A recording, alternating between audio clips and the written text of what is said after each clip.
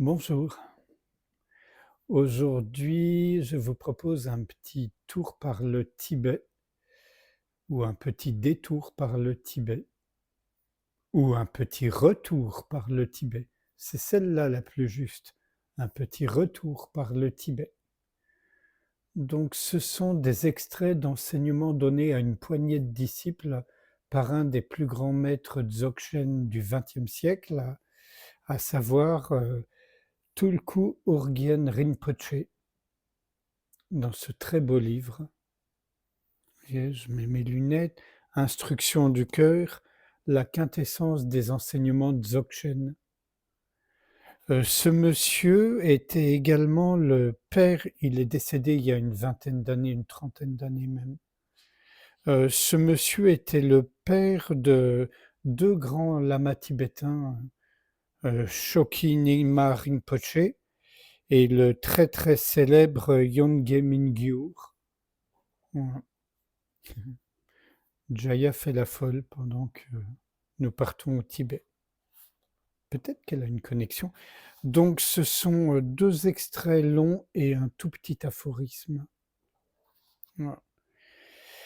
L'observateur est l'objet observé. Lorsqu'il semble qu'il y a un observateur, orientez le regard vers ce dernier et il va disparaître. Peut-être que cet observateur n'est qu'un concept. À l'inverse, si vous êtes un débutant, peut-être devrez-vous dire qu'il y a réellement un observateur. Vous pouvez dire qu'il y a une sorte d'observateur parce que vous ne vous êtes pas familiarisé avec la non-dualité de l'observateur et de l'objet observé. Dans les enseignements du Mahamudra comme dans ceux du Dzogchen, on dit que cela doit être comme l'espace, dénué d'observateur et d'objet observé. Mais tant que celui qui observe et ce qui est observé n'ont pas fusionné, on a l'impression qu'il y a un observateur et quelque chose qui est observé. C'est ainsi, et pourquoi pas, à moins que vous soyez comme Garab Dorje, qui a immédiatement unifié observateur et objet observé, et était au-delà de toute distraction. C'était un être sensible lorsqu'il s'assit, et un Bouddha lorsqu'il se releva. Cela prend des années à n'importe qui d'autre pour parvenir au même niveau, où il n'y a plus d'observateur ni d'objet observé. Cela prend ce temps-là pour tous les lamas Kagyu.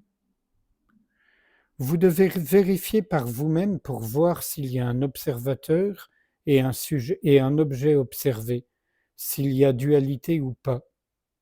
Si vous vous demandez quel est l'objet regardé ou qu'est-ce qui est regardé, c'est cette pensée. Le maître a dit qu'il y a quelque chose appelé union de cognition et vacuité. L'esprit est ainsi. Il doit y avoir quelque chose qui ressemble à ça. En pensant de cette manière, vous formez mentalement quelque chose à regarder, qui est la vacuité cognitive. L'esprit est l'observateur qui pense « je dois regarder cette vacuité cognitive ». Vous pensez « oh, voici cette vacuité cognitive, je la vois ». Ou alors « je ne la vois pas ». C'est la dualité observateur-objet observé. Dans ce cas, en ce qui concerne l'observateur, ne considérez pas que l'attention est là-bas. La reconnaissance doit survenir d'elle-même. C'est le résultat du bienfait d'avoir pratiqué. Lorsqu'elle apparaît, elle demeure librement.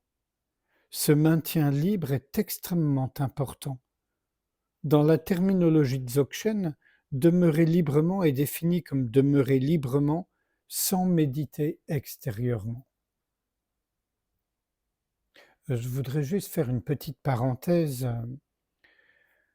Donc, Urgyen est tibétain et bouddhiste et il est dans cette approche où il faut beaucoup d'efforts et beaucoup de pratique pour parvenir à demeurer librement dans l'espace grand ouvert. Euh, Même dans le Dzogchen, à quelques exceptions près comme celle qu'il a signalée. En réalité, pour ma part, je pense que c'est faux. On n'a pas besoin de beaucoup de temps.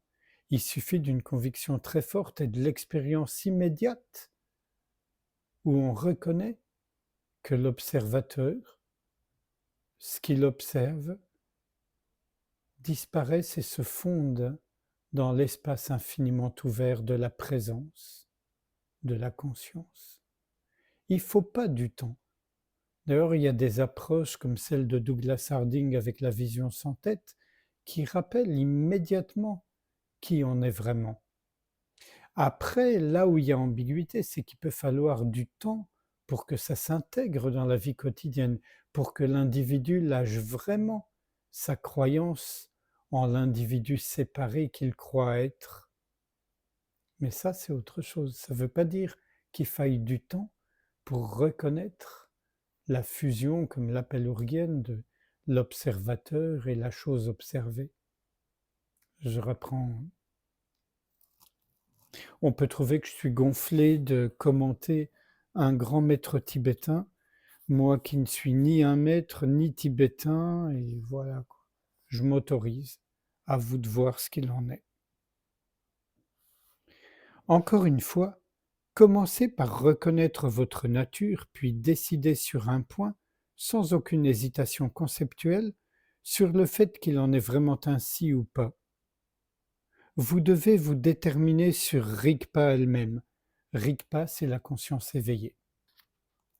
Enfin, obtenez la confiance dans la libération sur l'émergence, Chardrol, ce qui signifie que dans l'état de Rigpa, conscience éveillée, toute émergence de pensée est libérée comme lorsqu'on dessine sur l'eau sans laisser de traces. Sans traces, c'est quand aucune saisie n'est présente. Les pensées ne peuvent pas être bloquées. Elles ne pourraient apparaître s'il y avait la moindre obstruction. L'esprit est non entravé. La pensée n'est qu'une apparition illusoire. La qualité cognitive est incessante. C'est en fait la capacité qui est non entravée. Sans cela, il n'y aurait qu'essence et nature, mais pas de capacité. C'est grâce à la capacité non entravée que le yogi peut manger, boire et faire différentes choses. Un yogi perçoit les choses. Pour un yogi, les pensées sont libérées sur l'émergence comme un dessin sur l'eau. C'est le point crucial de la confiance en la libération. À l'inverse, pour une personne ordinaire, toutes les pensées sont comme des gravures dans de la pierre. Elles créent du karma et des tendances habituelles. Elles sont complètement immergées dans la saisie et la fixation. Le principe de l'auto-libération d'une pensée, c'est qu'à l'instant où vous reconnaissez l'essence dans la pensée, il est impossible qu'elle ne soit pas libérée. Vous ne trouverez pas de pensée qui puisse un tant soit peu s'attarder, demeurer quelque part. Et un tout dernier très court extrait où il cite un texte important de cette tradition, le Kaling Chitro. Ne t'occupe pas de la pensée, examine celui qui pense. En examinant celui qui pense, tu ne trouveras pas de penseur. C'est ce qu'on appelle amener l'idéation à épuisement, épuiser l'idéation. Autolibération signifie que l'on ne fait pas d'effort de réflexion en reconnaissant la conscience éveillée.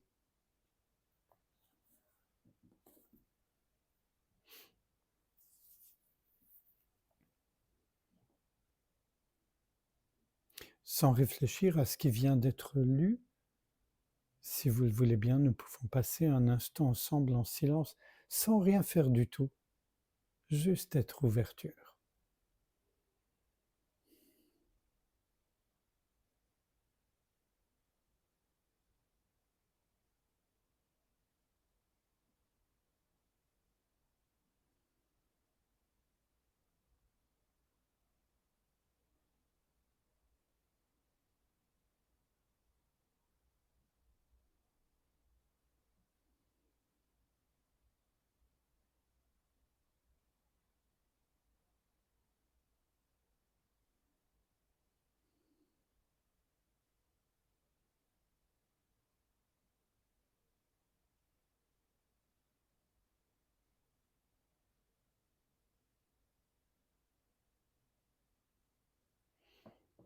Je vous remercie. À bientôt.